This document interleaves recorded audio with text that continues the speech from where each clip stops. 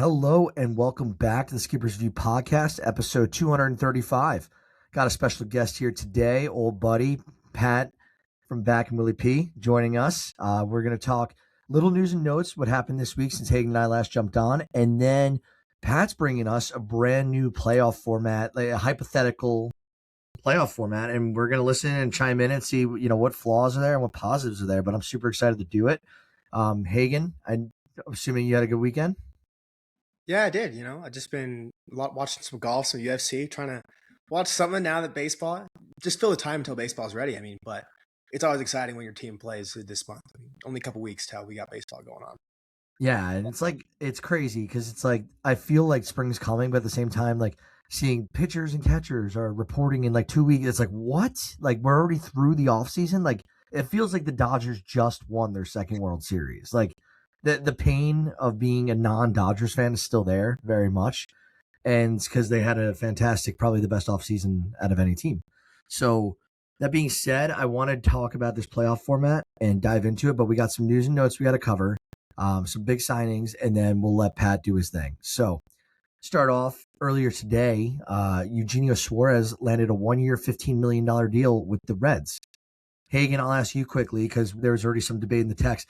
Do you think he was underpaid, or do you think this was just right based off his age and what he did in the second half last year?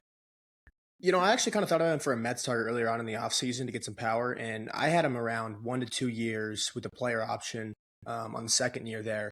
And I had him around like $20 million AAV. So I thought he got underpaid here. Obviously, I think their teams weren't really in this market there much. The Pirates and the Reds were the last two in on him. Pirates were around that same range. They obviously didn't go above that. I think if you're the Pirates, they should have just thrown him an extra $3-4 million and got the guy to help your team. Your team is not that great, and you need the offense. So I thought he was underpaid. Are you shocked about that it was Cincinnati? Not too much, honestly. I wouldn't say I pegged them to be like the number one team that he would go to there, but I think just a fit too. Obviously played there before, I believe back in like 2019, had 49 home runs there 1 year. And obviously he's a guy chasing 400 home runs. So it's only 75 away from that. Yeah. I was kind of shocked it was Cincinnati at the same time. Like you heard rumors of Schwarber earlier this year, like going to Cincy, and it was clear that they wanted a power bat, and they just ended up with Suarez instead of Schwarber on a much less lucrative contract. So good for them. I think this is a steal for Cincinnati, and I like it, especially the home ballpark being Great American. It's a very hitter-friendly park, so we'll see what Eugenio Suarez is able to do in Cincinnati this year.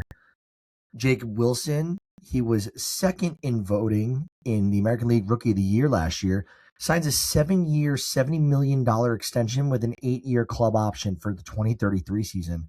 That's with the Athletics, so he lost the Rookie of the Year voting famously to his teammate Nick Kurtz, who had a massive year. Wilson batted .311 with 13 home runs and a .799 OPS last year. Fun fact: I had his card out of 75. I traded that and $150 cash for a Mickey Mantle signed baseball. So if Jacob Wilson doesn't become Mickey Mantle, I win. But Hagen, thoughts on Jacob Wilson? Obviously, he's a dog. Yeah, I like this deal a lot for the A's. Obviously, you're kind of building that core for when they're going into Vegas. You're kind of seeing they have a plan of let's get this team, make a true core for when we get to Vegas. We have a team that's competitive, and they're going to be a team that can win right away with those fans out there. So trying to appeal to that, obviously, I like it from the team standpoint too, because obviously, yeah, you're paying the guy $10 million a year now, which you only had to pay him $780,000 this year, whatever the league minimum is. So you're going up there, but on the back end there, you're getting him for 2 extra years that he would have been a free agent wise. So I think it's worth it that way as a team. And the Jacob Wilson side of things, you're getting $70 million guaranteed as a 23-year-old, whatever he is. So, that's just great. He's got his money in his pockets now. And even too, when he hits free agency, he's only going to be 32 years old. So it's still going to hit him at a pretty decent market. He's going to be 34 years old becoming a free agent. So I like it for both sides. Yeah, I should have done the math. I bet you Pat's a math guy. I could do this real quick. If you do 8% return on $70 million, if we start in 2033, let's just if you're looking at this, 8 years in the future, and let's just say he has 50 million in the bank at that point, times 8% over a course of 30 years. Do you know how much money, how advantageous this is for Jacob Wilson to get this type of extension at 23 versus 28, 29 years old? the money accrues, it just grows. So good for Jacob Wilson. He's a stud. I love the athletic spending, especially as they're moving cities, and it shows their commitment to improving the roster here as they grow and try and lure in the new fan base. So like to see it on both sides. The Giants, they add 3-time batting champ Luis Suarez to a 1-year, $12 million deal. A lot of, I don't know if you saw the tweets on about what I put out about Luis Suarez and the Yankees.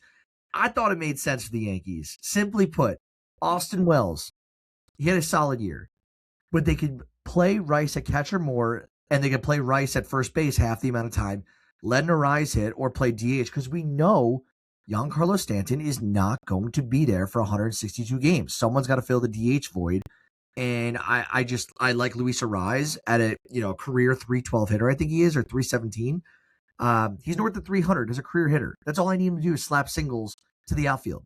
The Yankees have plenty of power, and I got attacked. I got actually attacked on X. It was the first time I've ever been like attacked like that. I've never been called unintelligent in so many ways and so much in my life, but it was worth it, I guess.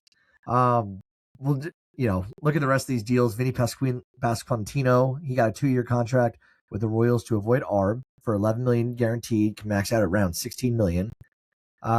White Sox add Austin Hayes to a 1-year deal for $6 million. Minnesota and Colorado strike a deal, small one, but Edouard Julien is the headliner. He's heading to Colorado. He had a nice hit tool that Minnesota was really invested on when he was coming up.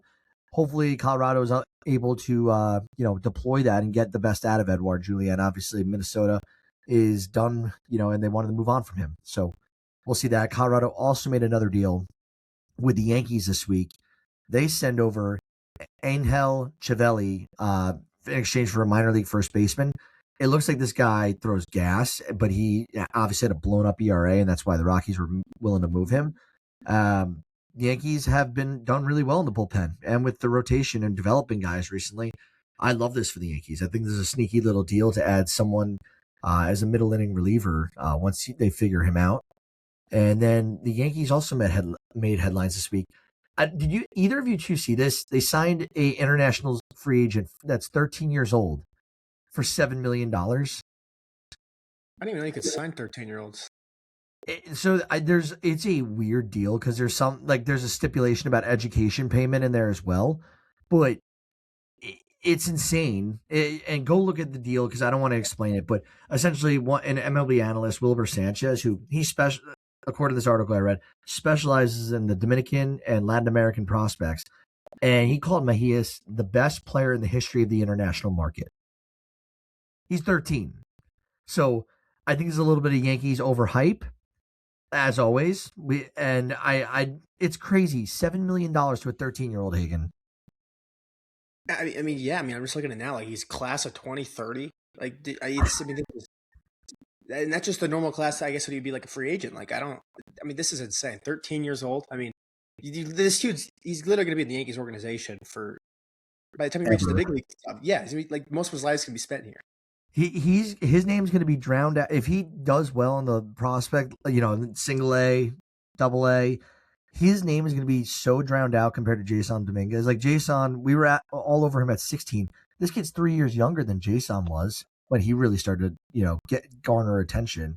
Just thought that was wild to see, and I don't know how I didn't catch that. That happened a couple of days ago, and I just saw it. I guess I don't pay attention to the international market as much. But this, especially the 13-year-olds, but this was blasphemous. I don't know what else to say about it. Like, this could be a different question. Do you have to be 18 to play in the MLB, or could he, in theory, play at 15? You can, in theory, play at 15 years old. I mean, you can play at whatever age. Obviously, it would never happen, but just curious. Who's the last young guy to come up? Was it Bryce Harper when he was 18, 19? Is he the last earliest debut? I'd say Soto was 18 when he came up. He was 18 in the World Series that year. There's been a few guys I think who were 19. I know there's a few. So, that's wild. Nick Sandlin, he signed an minor league deal with the Angels. He's a reliever, and he's going to get a spring training invite. Seattle, they had devastating news this week. Right-hander Logan Evans, he was a talented rookie last year. He underwent surgery to repair his torn UCL. Never like to hear that. He's going to miss the entire year. David Robertson, famous closer and relief pitcher, 17 years, 179 career saves, a sub-3 ERA, almost 1,200 strikeouts, and 68 wins. He was a one-time All-Star, though, with the Yankees back in 2011. Cy Young 11 that year, MVP 22 in voting. Robertson was, I felt like an assassin these last few years. Like, we'll sign him to bolster the bullpen. He was that type of guy. So, great career from David Robertson. And then finally, the last note before we get into this, Ohtani announced he is not going to pitch in the World Baseball Classic. I don't think that's really big news. I just wanted to mention it because it's Ohtani. That being said, I sped through those, but I really wanted to get into this, and we're just over 10 minutes, so that was a little bit over planned, but we'll jump into it. So, Pat, why don't you give yourself a little intro, your team, and then let's jump into the playoffs. Yeah, hello. I have been on this once before. I don't remember when it was. It was a very long time ago. I think it was even before you were involved, Hagen, when it was just Brett and Dean. But like Brett said, I grew up with Brett. Long lifetime Mets fan, for better or for worse. I land on the optimistic side of the Mets fan coin. I'm not the world is burning. So I go in with hope every year, which makes it even worse. Yeah. But yeah, live in Chicago now, so I don't get to see the Mets as much. But when they roll through here, I watch them play. All right. Yeah, so let's go through this pitch. And it's not just gonna be me talking. I'm making you guys work a little. We're gonna work. Oh yeah, we'll comment it for sure and ask some questions. Yeah. All right, so currently we got 3 division winners in each league, and then you get 3 wild cards. Pat, are we now the first thing I think is this playoff how do you want me to go back? You want me to give the pitch first, talk after, like little spark notes? How about give some context? Give the pitch, and then we'll come in. Because it's more than just playoffs. I think it's a whole restructure. I think you'll potentially like it. I think there's a lot of holes to be poked. This came up really quick. For context, this was originated after I watched the Rangers and the Diamondbacks play in the World Series in 2023, and was kind of like, this is bullshit that these two teams are here. Pardon my French. Like, they're not the best teams. It's a format that's not designed for the best baseball teams at the end. That theory's kind of been proven wrong the last 2 seasons, so already gives me a bad leg to stand on. That said, that was really the context of where it started from. So, like I said, it's kind of a restructure of all things MLB. So, not all things. So there's obviously stuff that MLB will never change, right? Like, they want the same number of games roughly because the owners want to make money. And baseball historians would go nuts if you shortened the regular season because, all the records become tarnished. Like, if anything, they're adding more games. We know that. They also, this current structure, Manfred and Co., want to make sure every team's playing each other. I don't necessarily agree with that, but that's what they're doing. And then the last one is they definitely don't want less teams in the playoffs. They want more. So then it's like, how do you make sure the best teams have the best opportunity to get to the end, but also add more teams? Here's my solution. It comes with a few parts of it. I think it starts with you need to expand for sure. Just you need 32 teams. Or at the very least, you need to go back to National League, American League. Like, the interleague play needs to be more special because that was, in my opinion, the prime of baseball.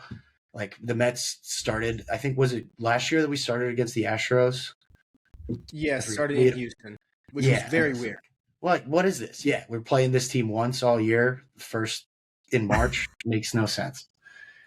Yeah, that's number 1. 2, like, because they're trying to make everyone play everyone, you got to make like a cleaner, not quite Premier League, because rivalry is obviously a big thing. Like, they want to sell tickets, so like you'll still weight it by the divisions, but more like consistently you're playing the same amount of games against everyone in the league and everyone's kind of doing the same deal.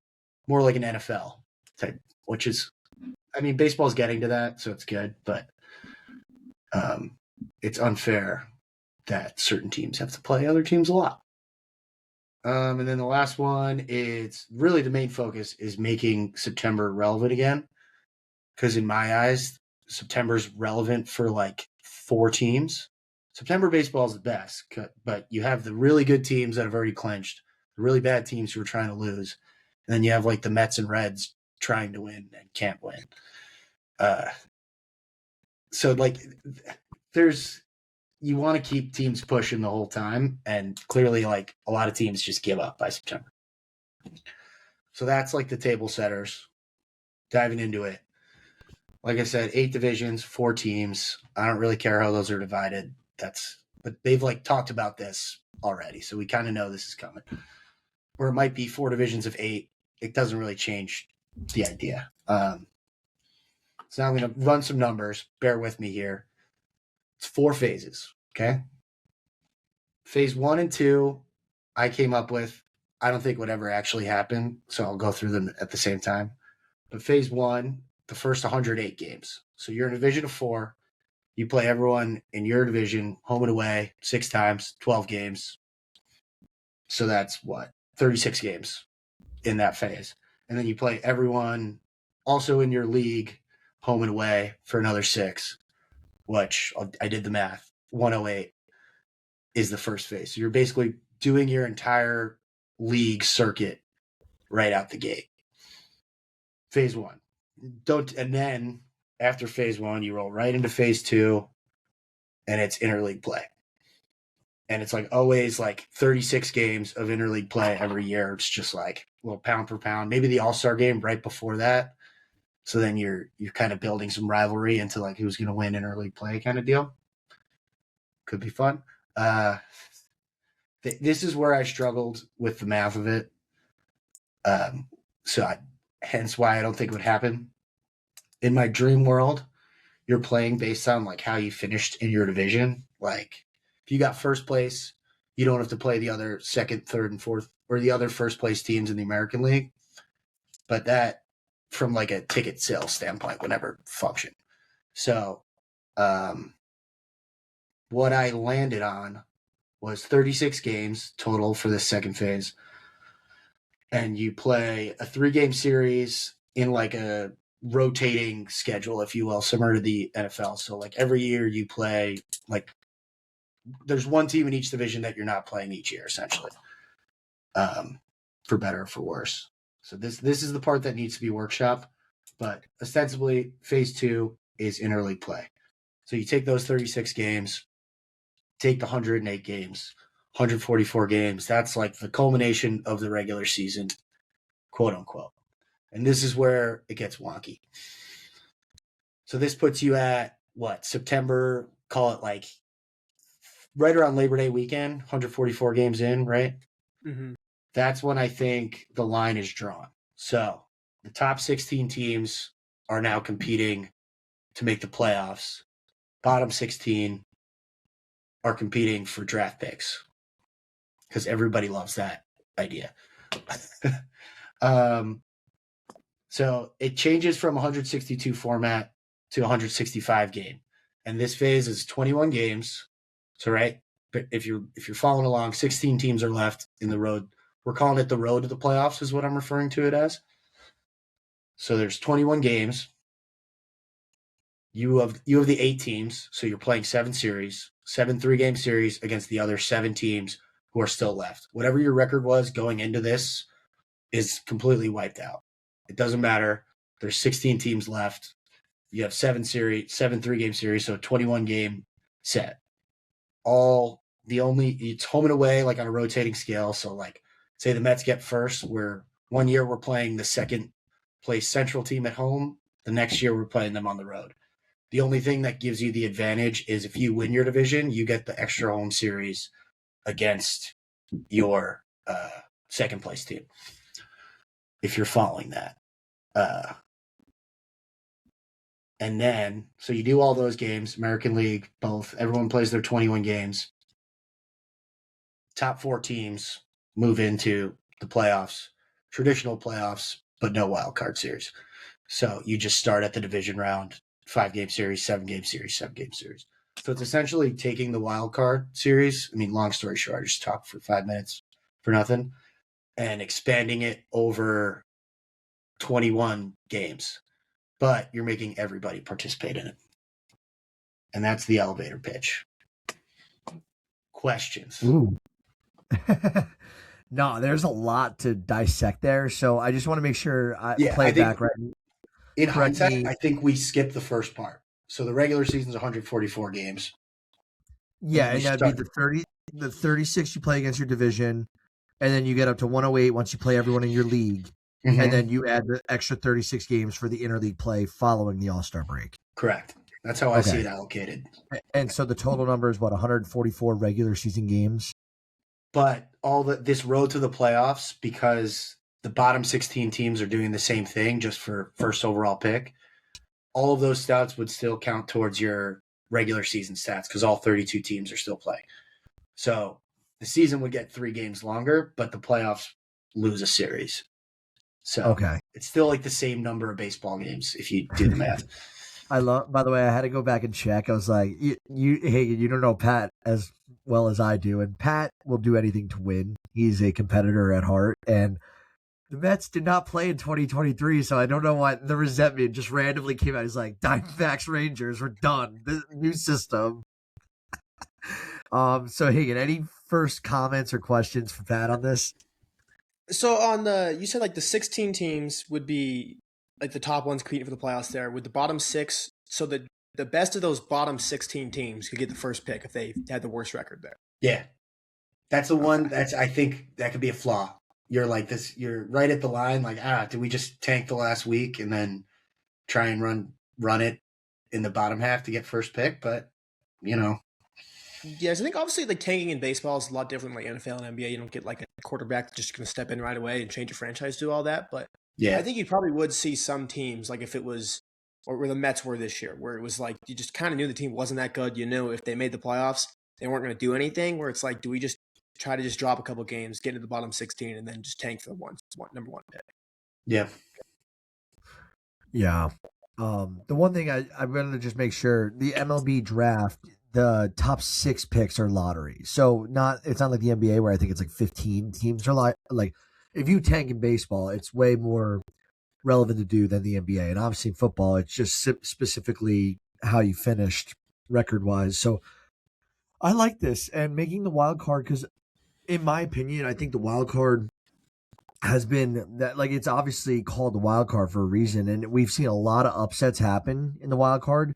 Yeah. Where it kind of takes out the whole point of, hey, we won our division and we still have to play in a wild card series and we don't even get to advance in the first playoff series because we played a quick 3-game series and we had to play Tarek Skubal and Jack Flaherty in games 1 and 2. Yeah, right. And my biggest, it's a sample size thing, right? You want baseball's a game of sample size. I mean, we look at everything in such massive sample sizes, and then you're making the best teams play like. It was 1 game, which was crazy, but now it's 3. But it's still like not really enough. The Rockies can sweep anybody in 3 games potentially at some point, but you give them 21 games, it's probably not happening. So Hagen, what do you think? Who do you think would have the biggest issue with this? The owners, the players, the fans? Because we're getting more baseball. So the fans, I think, would be happy. And more competitive baseball. Ticket sales would go through the roof in September. I think owners would like it too, like you're saying, because you're giving them 3 more games, which is more money for them. And then you're also getting more competitive games down the stretch if you're in there. So, I mean, you're pretty much expanding the playoffs for a few weeks longer. So I think the owners would like it.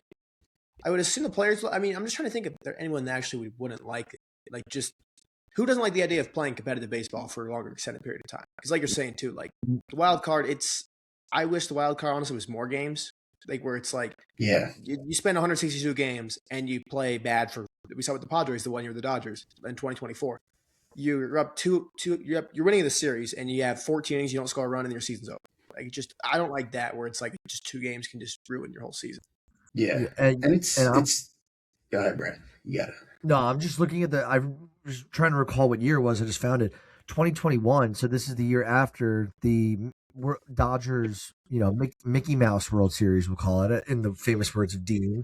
Uh, the Dodgers won 106 games that year. They didn't even win their division because the Giants won 107. So the Dodgers won 106 games and had to play a wild card series. Like, that's crazy. Right. And that goes to like some of these divisions are stacked, and I get keeping it that way, right? Because all the East Coast people will be like, well, we deserve more teams, but you want to give everyone the fair shot. But then if you do have two powerhouses like that, a Dodgers Giants, come that 21 game part, everyone's back on equal playing field. And it also teams seem to have adjusted to it now a little bit, but early on when the wild card was first instituted, momentum stopped on a lot of these really good teams, and they would just get steamrolled by Madison Bumgarner coming in hot out of a wild card series. So, yeah, and I just want to ask a question to make sure I'm understanding. So after we play the 144, the top, and we're assuming there's an expansion. We're assuming we're at 32 teams in Major League Baseball. Just because it's a cleaner way to do it. It's going to happen either way, too. And it's going to happen. Yeah, exactly. We know we're probably getting one, if not. I would assume MLB is going to add 2 teams. Why would they add 1? Yeah, you got to add 2. You can add 1 for baseball. Someone's getting a bye. Yeah, that's uneven. Yeah. The top 16 teams after 144 games, 8 would be. And now would this be? And we would still be keeping American National League. There's no mixing up. It would be top 8 teams. Would it be the top 18 teams in the National League, top 8 teams in the American, or just top 16 overall? Top 2, and that's a good question. In my mind, it was the top 2 in each division. So, regardless of how good your division performed, there's it eliminates the idea of wild card. So it kind of gives everyone equal opportunity, which is a lot of the pushback in my mind would be from like the Pirates of the world, who are like, how does this benefit us? Like, we could go on a run in theory with a tighter playoff, but they always they'll get a shot if their division doesn't have like a Mets and a Yankees in it, because they just need to get second place, and then they just gotta perform pretty well in a 21 game style tournament. Maybe you said this, and you just said it would be the top 2 from each division. So if we expand to 32 teams, we're assuming the American and National League split in from 3 divisions to 4 now, and it'll be both. Correct. Same as the NFL. It would look like the NFL. Okay. Full NFL stand. All right. Yeah. I mean, you could go 4-8 to be 4-8 to be the same concept, but then it would just be the top 4 in each division. Almost like maybe you could do something like what hockey does, where the top 3 are locked in, and then you have 2 flexes. Like, those are the wild cards. That could be a vision. But hey, and any other questions or comments on this system? I feel like we could have a full there's so many opportunities, especially what would the divisions look like? Like, you think like they're going to be geographically aligned. It's like, does that make Boston, the Mets, the Yankees, and like the Phillies, the Northeast? Like, is that the Northeast division now? I mean, they've already kind of talked about it before. I know some guys from the Athletic have proposed that before, especially because if you did that, like geographical locations with that, it just limits the travel for these players even more. So you don't have to be flying. I mean, like, if you can look at like how many tens of thousands of miles, like the Seattle Mariners, I think they had the record last year. I think they set the record for most miles traveled in a single season for a team. And just if you make it more geographical, even if you're still playing everybody, like you're going to make it where you're flying less travel for these guys, better for their recovery, all that. But I think the geographical would probably be the way they would probably go here. And like you said, it would probably be like, I want it too, because I want to see the Mets, the Yankees, the Phillies, and the Red Sox in the same division. Like, I want to see how toxic those fan bases would be against each other. I would love to see that. That would be insane. I think that part would make it really fun, is the toxicity between fan bases. But at the same time, like, I just don't want to see like a shitty division form. Like, I don't want, you know what I mean? Like, because like you would assume the Pirates are going to stay in the same division as like Cincinnati. Maybe they add Cleveland instead, and then the Central divisions are always going to be stinky to look at. It's just kind of the nature of baseball. You might get the Sox and the Cubs in the same division though, with like the Brewers and like the Twins. Like that would be a new division probably.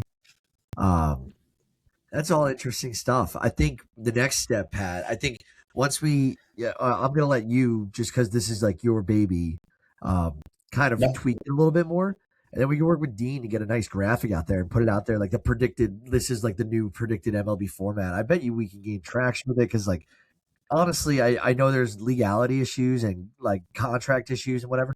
I think this is a great format, especially for keeping baseball competitive up until the end. And like, if yeah, they really want to get, the baseball's in a renaissance right now. It has so many young stars. It's garnering fans. It's generating record profits. The contracts are absurd because they have the money from these TV deals. But what about if we get the younger crowd who's like NBA, NFL leaning into more competitive stuff in during the football season, like directly competing? Because September is when college football is happening, and same with NFL at this point. yeah. Well, that's So what I remember when I was young. Like September baseball used to be the best, but now it feels like because there's so many playoff spots, nobody's pushing in the way you have to. So I feel like it's just kind of fallen off unless you're in the thick of it, and the teams in the thick of it aren't as good as they used to be. So it's not as like it's the 12th best team that's trying to drive, not the 8th best team. yeah, no, that totally makes sense. And I was not for the expansion of the MLB playoff initially. Like I liked the three divisions and one wild card because that it just became that much more exclusive to make the playoffs. And rules of economics, you can never inflate the value of something by producing more of it. Like that's just simple Yeah. economics. So I don't know. I'm for this. Hagen, any other last questions, comments, thoughts before we let Pat go?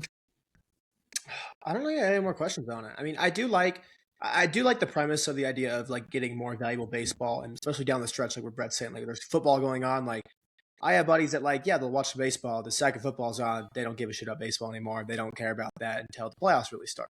So I do like the idea of like getting more competitive baseball for. I mean, you're getting it from probably like 6 week standpoint if you include all the way to the World Series. You'd have competitive baseball. I think there's I don't know the format itself I just think is a little complicated. Yeah. Right I now, just what were you saying, Pat? I no, I think I regret even doing my spiel on the beginning. I think we just got to ditch the 144 games at the beginning. Like you can do that however you want, but I think there should be like a road to the playoffs. That because you I mean, can should like the monopolize. final Like whatever what game, other like franchises just running like basically a regular season playoff like that? No, truth be told, I kind of like the hold on the like. Hey, we're playing our division right away. Like teams we know, teams that like we're all familiar with coming out of the gate. Rather than like you're absolutely right. I don't. Why is Houston opening up with the New York Mets opening day? It should be like Seattle, Houston. It should be like Yeah, Mets, Phillies, or Mets, Braves opening day. Like that. That just it's right. They know each other instead of like now we're making this team from Houston. I don't know where the game was played. I'm just gonna assume New York, but like we're making this team from like deep South Texas come up here for their opening weekend, and now yeah. like it's kind of just like a disadvantage. Like rather just do it geographically, and I don't know. And I prefer it that way actually. for the record, too, I didn't mean like every single division game you have is your first 36-2 game. They're like obviously scheduling's a thing. You got to schedule around whatever else is going on at your stadium. So those would be sprinkled within the first 108 games, but you should be playing your league until I mean, the it time fixes the comes. issue too. I just pulled it up right here with the Mets. Like the Mets open against the Pittsburgh Pirates. Like that's just kind of weird to me. They don't play a team in their division until the Washington Nationals, the 11th series of the year. I mean, I just think that's weird. Like I think you should be playing your division when you open up the season. I think you should be playing your division when you're kind of ending the season. Let's see it throughout the year, not just like I just hate when you're playing your division, especially nowadays where it's like you can play your division and it's June and you've already played you've played the Phillies already for the entire year. Where it's like, well, I want to play my division like the important games down the stretch. I want to see the beginning of the year to just see how they all line up. I feel like division should be like very play them all throughout the year, not just you shouldn't have to Yeah. wait till the first week of May to play a team in your division. Yeah, I'm right now looking. The Yankees. It looks like if this is correct, I think the Yankees open up at San Francisco this year. Correct, they do. That's crazy to open up all the way in the Bay Area. Why? I I hate that. See, Well, it's just like weird too, because then it's like you'll play the Giants there, and then you don't play them again the rest of the season. Like it just yeah. Well, I will. Hagen, I'll formally invite you. Pat's part of the boys' baseball trip. I'd probably call him our ringleader about the baseball trip because he runs the Excel format sheet that we all like update, like where we've been, where we want to go next. We'll announce it. We're going to Colorado this year. We're going to go see the Rockies play. I think it's the Reds actually. So we're going to go see Eugenio Rockies, Suarez. Reds. Yeah, hopefully at a tank. But you're more than welcome to meet us in Denver. Obviously, we will have. I think Dean will be with us, maybe a couple of other of our buddies. But anyone going to be at Rockies Reds in July, come meet us at the stadium. But outside of that, thank you, Pat, for joining us. You got anything else to say? Or are you all good on your end? I don't think so. Yeah, I mean, all right, perfect. Well, road to the playoffs, right until I die. Actually, I'll leave you with this. I'll give you one opinion question here. Who is your favorite offseason acquisition by the New York Mets, and who is your least favorite person to let go of the Mets? There's only one answer for let go. It's Edwin Diaz. The rest of the guys were just losers, for lack of a better term. There was just an underperforming core. I have a history of hating Pete Alonso. You know this. I do know this, which is pretty uncommon for Mets fans. I've never bought his shtick. He's glorified Adam Dunn a little bit, So I don't hate to see him go. And then my favorite move that the Mets did, honestly, it sounds silly, but probably trading Luis Allen Acuna and shoring up center field. For better or for worse, it's a boom bust kind of throw at the wall. We were going to have Tyrone Taylor out there anyway, so get a defensive center fielder who might be able to hit 25 home runs. Why not? How mad was Jimmy Burns when I'm sure you talked shit to him about his White Sox moving off Luis Robert Jr. I know. He was scared that if you can hide him in the Mets lineup, he'll actually be good at baseball again, because he was just a sitting duck in the middle of the White Sox lineup. But we'll find out. Fair enough. Yeah, fair enough. Well, thank you all for listening. That's the end of the episode. Be sure to go check out our merch and blogs. Subscribe, and if you like us, give us a 5-star rating. It always helps. Thanks again, guys. Bye.